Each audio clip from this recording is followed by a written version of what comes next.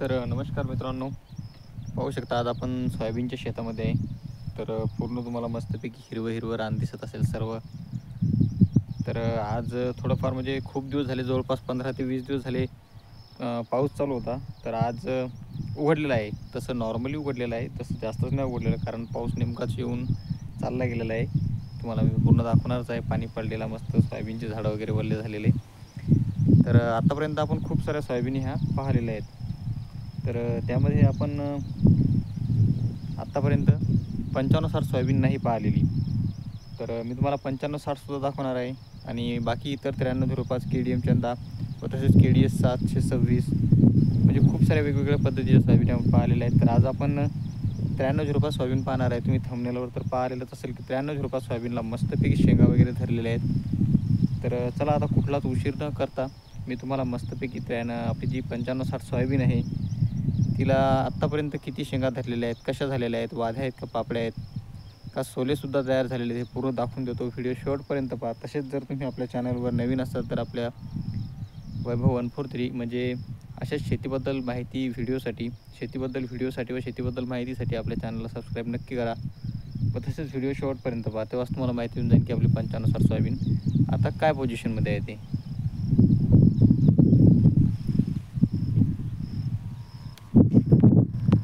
तुम्ही सध्या पाहू शकता, मी ज्या शेतामध्ये उभा आहे त्या शेतामध्ये ही आपली सोयाबीन KDM आहे. KDM सोयाबीनला अजून फुलंच आहेत. पाहू शकता तुम्ही इथे KDM सोयाबीनला फुलं आहेत.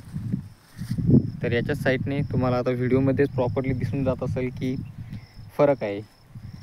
आपल्या डाव्या बाजूला काळी सोयाबीन आहे ज्यामध्ये वखर आहे, आणि ज्या बाजूला आपली हिरवी सोयाबीन आहे ती KDM आहे. ही सोयाबीन आहे आपली काळी. हिचं नाव आहे मित्रांनो 55-60. ही सोयाबीन खूपच लवकर सोंगायला येते, म्हणजे जवळपास त्या सोयाबीनचा आणि या सोयाबीनचा 20-25 दिवसाचा फरक पडतो. ही आहे आपली 55-60 सोयाबीन. हिला वाथ्या आणि शेंगा ह्या धरलेल्या आहेत. मी तुम्हाला आता दाखवून देतो.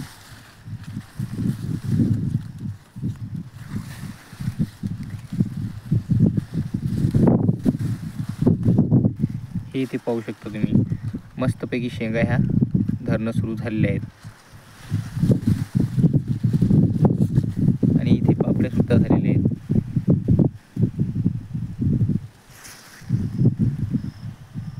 आपण थोडंफार समोर जाऊ आणि समोर जाऊन सुद्धा पाहू.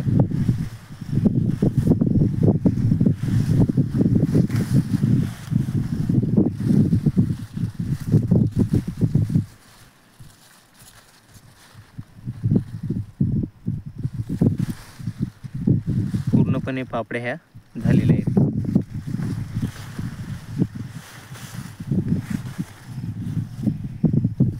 इथे पाहू शकता तुम्ही.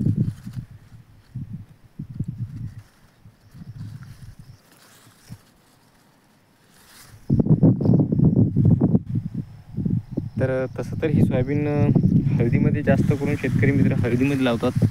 म्हणजे हळदीचं रान ताबडतोब मोकळं होतं आणि तणकटसुद्धा खूप कमी होतं, आणि हळदीला हवा लागायसाठी सोयाबीन मोकळी होते. म्हणजे कारण कसं की आपण हळदीमध्ये जर का बेडच्या साईडने सोयाबीन लावली तर आपल्या बेडमध्ये तणकट कमी होणार सोयाबीनमुळे. इथे पाहू शकता तुम्ही, पूर्णपणे पापड्या ह्या झालेल्या आहेत.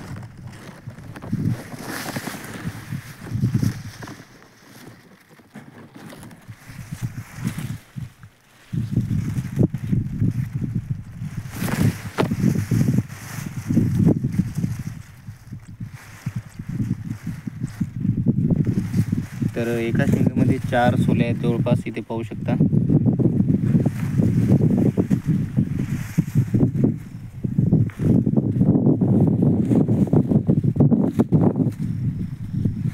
55-60 सोयाबीनला उतार किती येणार हे सुद्धा आपण शेवटी पाहणार आहे. तसे खूप सारे शेतकरी मित्र 55-60 सोयाबीनसुद्धा पेरतात, त्यांना माहिती असेल. आणि ज्यांना नाही माहिती ते तर आपण आता आपल्या यूट्यूब चॅनलवर पाहणारच आहे की शेवटी या सोयाबीनला कितीचा उतार येणार.